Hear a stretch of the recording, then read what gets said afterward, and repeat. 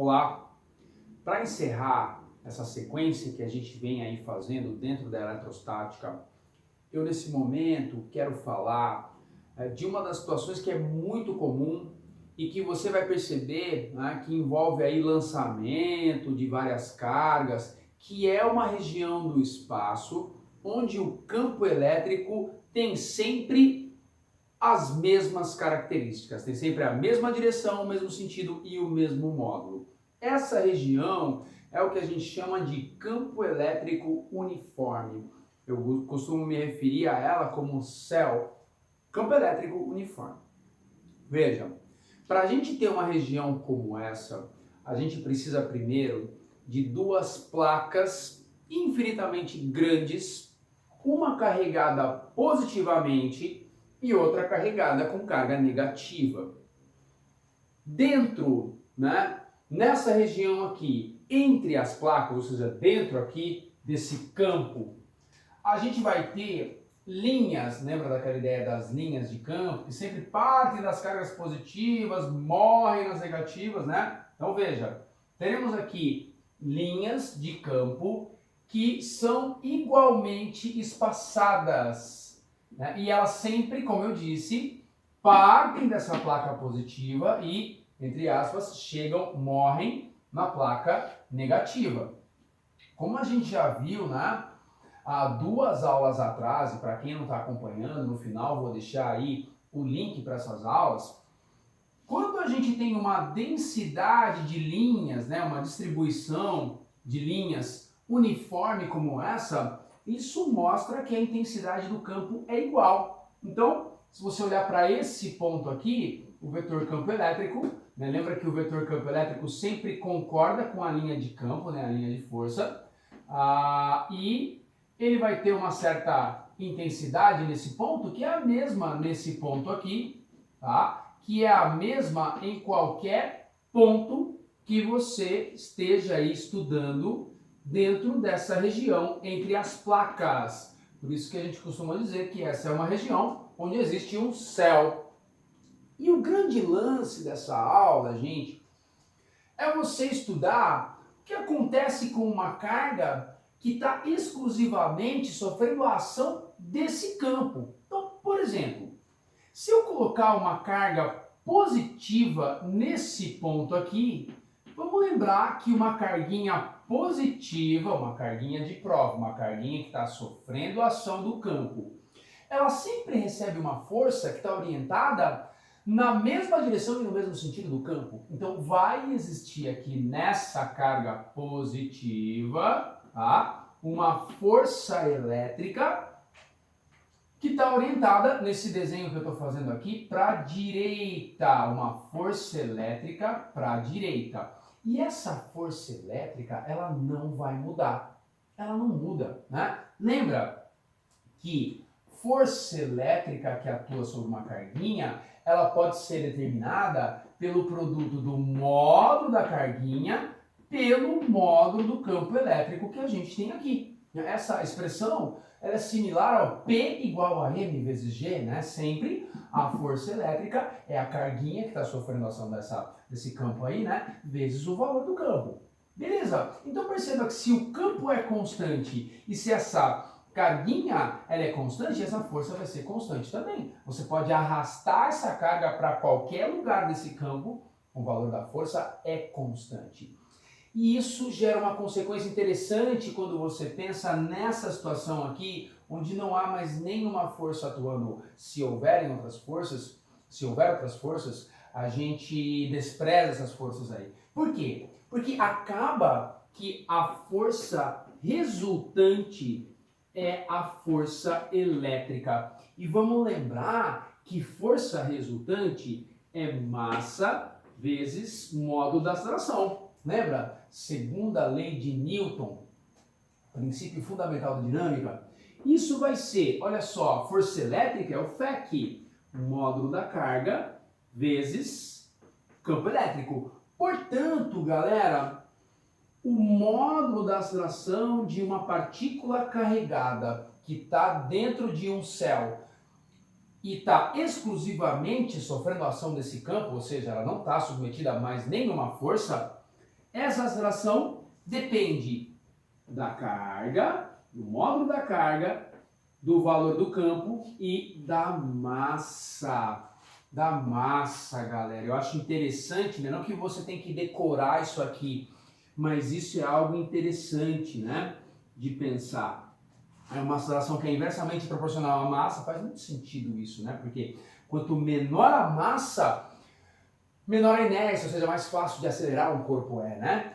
E, claro, ó, depende do valor da carguinha e depende do campo elétrico, né? É um pouco óbvio que eu estou colocando aqui, mas é interessante a gente conseguir aplicar isso nas diversas situações. E essa é uma aula onde eu quero aplicar. Então, muita calma, eu ainda vou voltar no curso a falar de campo elétrico uniforme, depois que eu falar de potencial e, enfim, uma série de outras grandezas aí escalares que fazem parte da eletrostática, não sei se você percebeu, mas eu gosto de dividir a eletrostática, né? E o material que a gente está usando, ele faz essa divisão de uma certa forma. Num primeiro momento, a gente trabalha com o que eu chamo de eletrostática vetorial. A gente foca nas grandezas vetoriais aí dentro desse estudo, que são basicamente, né, as mais importantes, força e vetor campo elétrico. Depois a gente vai para eletrostática escalar, vamos dizer assim, falar de energia, falar de potencial elétrico, mas calma, ó, vamos usar um exemplo aqui, né, que essa é uma situação muito clássica. Campo elétrico uniforme é algo que a gente tem que saber trabalhar. Tá, então vamos imaginar que uma carguinha negativa, ó, menos 1 microcoulomb, ela é abandonada. Quando eu falo que ela é abandonada, então nós temos aqui, né, velocidade inicial é 0. Nesse ponto A, então nós temos uma carguinha negativa, abandonada aqui no ponto A, né? Bom, eu dou para você o módulo do vetor campo elétrico, e veja, às vezes ele não tem as placas aqui, né? Mas ele deu as linhas de campo, tá? É um vetor campo elétrico, tá? Com linhas aí igualmente espaçadas, tá? E o módulo do campo elétrico é 10 a sexta newton por coulomb em qualquer ponto dentro dessa região. Ó, despreze o campo gravitacional aí, ou pelo menos a força gravitacional. A massa dessa partícula é 10 a menos 6. Você percebe? Uma massa de 10 a menos 6? Né? O peso vai ser 10 a menos 5 na superfície aqui, desprezível perto da força elétrica que a gente vai calcular.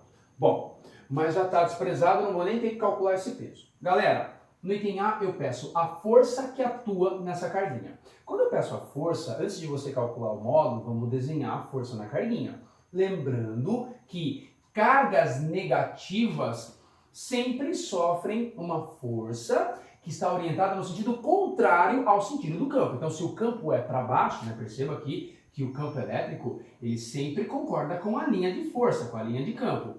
O campo elétrico ele é orientado para baixo aqui, mas a força em carga negativa está orientada no sentido contrário. Nesse caso aqui está para cima. Se você imaginasse as placas, né? Olha só, eu teria uma placa positiva aqui, uma placa negativa aqui. Logicamente que a placa positiva está atraindo essa carguinha, ao mesmo tempo a placa negativa está repelindo. Então isso vai fazer sentido sempre, né? Bom, galera, agora o módulo dessa força, vamos lá, ó. FEC, essa é a das mais aí que a gente tem na eletrostática. O módulo da força, né, é o módulo da carguinha vezes o valor do campo. Então, essa força, né, ela vai ter intensidade que é, olha, o módulo da carga é 1 microcoulomb. Lembra que micro é 10 a menos 6. Beleza? Galera, ó, o sinal de menos não coloquei, é módulo. Não faz sentido, né? Módulo de grandeza vetorial é um número sem sinal. Ó, o E, 10 a sexta. 10 a sexta. Então, 10 a menos 6 vezes 10 a sexta dá 10 a 0, que é 1. Essa força elétrica vale 1 newton. Bom, no item B, eu peço a aceleração dessa carguinha. Então, como eu não tenho mais nenhuma força atuando, essa força é a força resultante. Para saber a aceleração, segundo a lei de Newton, né? Força resultante é massa vezes o módulo da aceleração aí. Eu gosto sempre de desenhar a aceleração, né? A aceleração, ela sempre está orientada na direção e sentido da força resultante. Então, se essa é a força resultante, que é a força elétrica, obviamente que a aceleração, o vetor aceleração, está orientado aí na mesma direção e sentido. né? Grandezas vetoriais. É importante caracterizá-las. Caracterizá-las, é isso aí. Desenha, tá bom? Bom, galera, a força resultante é essa força F aqui, que é 1 newton. A massa, 10 a menos 6 quilogramas. 10 a menos 6 quilogramas, tá aí, ó. Curiosamente, né, o mesmo valor aqui, tá? Curiosidade. Bom, e aí então o módulo da aceleração vai ser, né? Vamos colocar aqui, ó, módulo da aceleração. 1 dividido por 10 a menos 6. Nossa, olha esse valor aqui, galera. Que dá, né, 10 a sexta. É uma aceleração violenta. Metros por segundo ao quadrado. 1 milhão de metros por segundo ao quadrado. Mas também com uma massa pequena dessa, né? Menor a massa, violenta essa aceleração.